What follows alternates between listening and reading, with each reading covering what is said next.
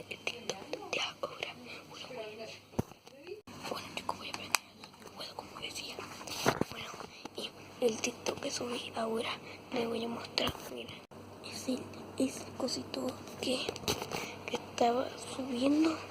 El cosito que decía, bueno, suscríbanse y denle like porque si no me voy a bajar.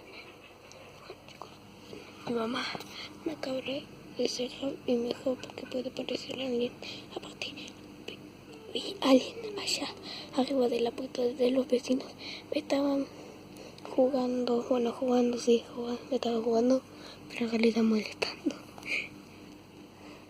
Bueno, la verdad muy fea la sensación que hay, pero bueno, vamos a ver qué hay por ahí.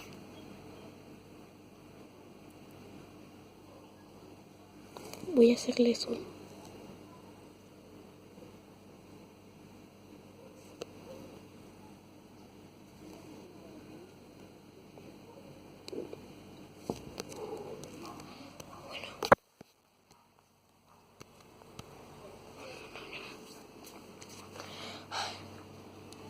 Tengo un dolor muy fuerte en el cuello y aparte fui a acompañarle a mi mamá a Morona, compramos unas cosas, compramos helado y me empezó a doler como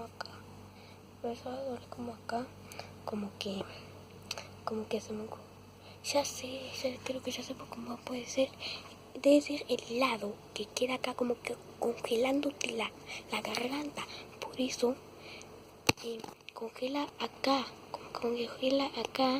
Después me empezó a doler desde acá hacia acá y después me empezó a doler. No, primero fue desde acá hacia acá. O sea, me empezó a doler como en 3 partes: el pecho, la garganta y acá, como en el cuello. Bueno, chicos, yo no quiero subar más esto, ya no quiero grabar más.